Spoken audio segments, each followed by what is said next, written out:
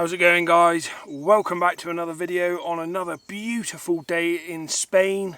I've just realised that everything's a little bit wonky here, but to be fair, so is my chair, so maybe it won't make much difference. Today I'm cooking the simplest recipe I've done so far. It's called, or at least it's called in my family, a tuna bake. This is a tuna bake with mashed potatoes, as opposed to where pasta on my mum's side of the family we call tuna bake is like a pasta bake. On my dad's side we call tuna bake a mashed potato tuna bake. So that's what we're cooking today. Super easy, super quick. Let's get into it. So like I say, guys, couldn't be easier, this one, and as such so is the packing size and packing sort of list, if you like. A bag of powdered mashed potato, a tin of a small tin of sweet corn, a small tin of tuna, some butter, some cheese, salt and pepper, and a bit of cream I've put in there. The cream here is good. It's stored on just the shelves in the supermarket, not like single cream in the UK, which is stored in the fridge or most of the time, from what I can remember. So this is kind of a non-perishable. Most of the rest of it keeps for at least the two, the cheese and the butter being the only two other kind of perishable items, will keep for a couple of days in the bags as well. So this is one of those that you can have sort of 3 or 4 days into your trip, no problem. Okay, so I've forgotten my kettle, which is separate to this kit, which was quite an important thing for this cook, but I think we can adapt okay. So let's get some water boiling.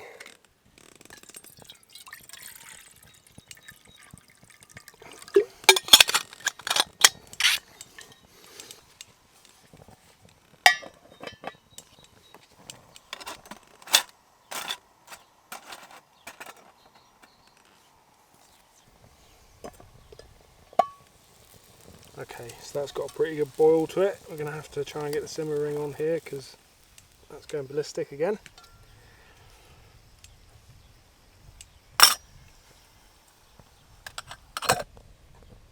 Okay, so because I haven't got the kettle, what I'm going to have to do here is decant this into my Clean Canteen Classic for making the mashed potato in a moment. Hopefully that won't melt my paint. So that can go back on to the slightly less savage heat now. I'm going to go in, because this would normally go into an oven if you're making it in your house. But that's going to be way too much in this tiny little cooker, so let's get rid of some of that. Okay, so it's about half of that small tin is going to be fine. Let's get in with a little bit of water, and we're just going to heat that sweet corn through before we start making the mashed potato, because you don't want too many cold ingredients going in with it, because this isn't going in the oven. So I just want to get most of everything. It's only the sweet corn and the tuna that goes in it, so I'll heat the sweet corn up and then I'll just mix the tuna in with the made mashed potato. So let's just bring that up to heat. Right, that's good enough for the sweet corn. That's just heated up nicely, so I'm just going to drain that off and put it somewhere in one of my containers.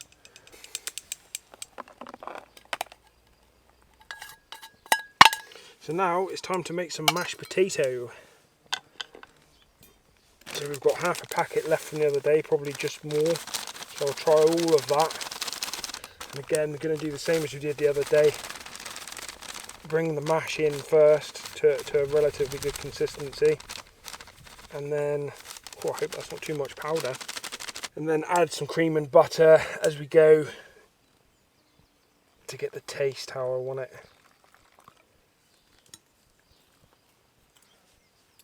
So let's see how that goes.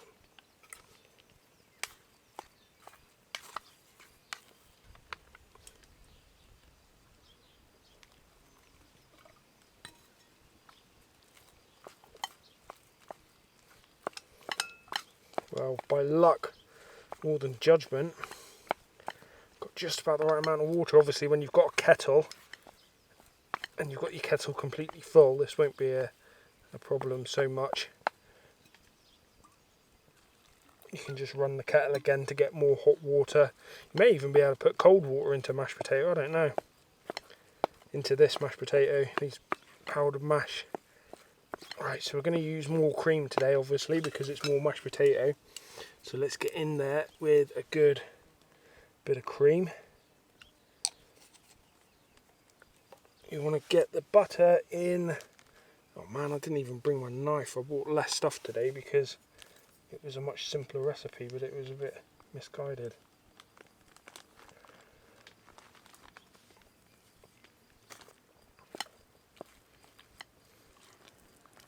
Now let's just get that back on that little bit of heat.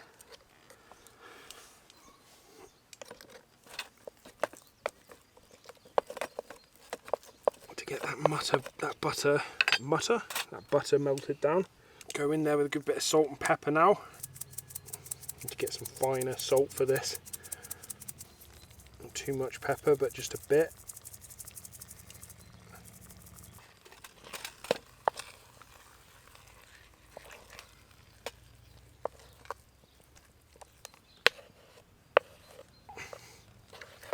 So that's starting to look like quite a nice sort of creamy mash. More butter, more salt, get the taste of it right before you start chucking other ingredients in.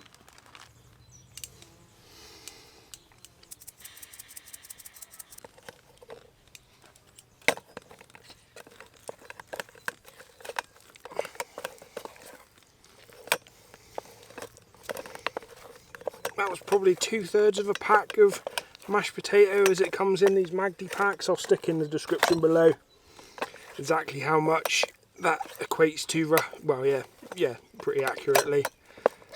So as you can do it for your own recipe. Oh, the mashed potato is delicious. So, in with the sweet corn. Throw half of it on the floor. I'm actually going to take that off the heat just for a minute because I don't want that mashed potato to burn. And then we're going to just drain off the tuna fish. That goes in as well, like that. Okay, and then you just bring in that sweet corn and tuna fish into the mash.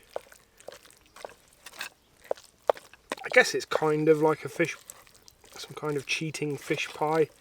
Like I say, we always called it Tuna Bake because it then goes in the oven when you're at home, but I'm going to try something a little bit different here today. Okay, there we go, look at that, perfect. And I'm just going to flatten it down a bit, and this is going to be the tricky part without leather gloves, but I'm going to try it anyway. On with some cheese. I'm going to get some leather gloves. I've been seeing people doing that a lot, just for camping cooking in general, and it looks like a brilliant idea to me, so I'm going to do the same. So that's on with your cheese. Just going to pull the pot off again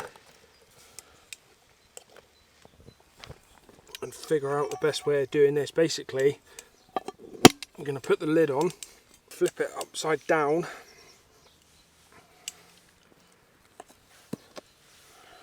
and try and get it back on that flame again. maybe it'll work. Or I can just get it under the lip. So now obviously I'm going to melt that cheese from underneath there. This turned out to be a bit of a messy one. Not having the kettle definitely made like a big difference to it. Pull you in. So obviously you can see what I've done here. I've clipped the two together, and what I'm just keeping an eye out for is just to see if anything's sort of making its way through there. But essentially I've just made it so as I can cook that cheese on the other side, directly on the frying pan, just to melt it. It'd take too long to get any kind of browning going on, and then it would probably start to stick. But what I'm hoping is that when I flip it back over, that's all nice and hot. When I flip it back over in a second, the cheese will come away from the non-stick pan, and it'll sort of finish the tuna bake with a lovely layer of melted cheese on top, which is sort of how it's supposed to be. The only thing is, I have absolutely no idea how long to give it, especially given that the Trangia is slowly running out of fuel there, and is out of fuel actually. So maybe let's have a look at it as it is now. I've got a feeling it would want a bit longer than that. But I want to take a look at it, because then that's just one. It wasn't even a full thing of fuel actually, it was less than a full thing of fuel. But let's just have a look at how that cheese is melted. For this, I'm just going to put that underneath, flip her over, slide that out before it burns. Got it. Moment of truth. And look at that. Perfect. Just a little bit of stuck cheese here, which would have been there. Otherwise that would have been a perfect covering. So let's just make it look a bit pretty, and then we're ready for the thumbnail. Well guys, that's just one of the most rewarding cooks I've done, I think. It's something I cook at home quite a lot, and this is going to taste exactly the same because the ingredients are the same. It can't taste any differently. But the flipping the Trangia to make it so as you cook the cheese on the other side, I wasn't sure how that was going to work out because I've never tried it with the Trangia. It worked absolutely perfectly, melted that cheese on top absolutely perfectly. As you can see, look. It's just everything about it just worked properly. I know it tastes wonderful, but let's give it a try. In fact, when I sit there and say I know that this is going to taste wonderful because you make it exactly the same at home, that's not true, because you obviously, when I make it at home, I make it with real potatoes. So this is made with powder potatoes.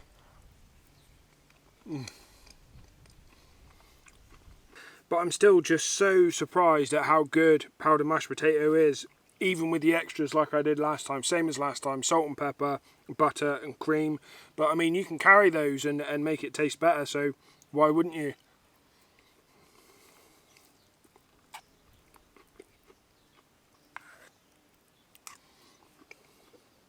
You know, I guess it is pretty close to being a fish pie, so you could experiment with this a little bit more. But if you just want like a real simple meal, like I say, salt, pepper, powdered mashed potato, cheese, sweet corn, tuna fish, a bit of cream, bit of butter, like it's simple, like anyone can do it, really, and it makes like a really, really tasty meal. It doesn't taste like it's missing anything. Would be just what the doctor ordered after a long, sort of hard day on the bike if you didn't want too tricky a cook. And the Trangia Mini also gives you that wicked way of flipping it over. There's going to probably be some other little applications for that trick for sure. You just need to try and think and get a bit creative with that. Yeah, that's about it guys. I'm just trying to think what my next cook will be. I don't actually have a cook in mind for the next video, but whatever it is, I'll stick a little bit of footage of it up here now. I'll catch you in the next one, and I'm going to sit here and just enjoy the surroundings once again, just finish off my meal here. Lovely. Okay, catch you in the next one. On your bikes.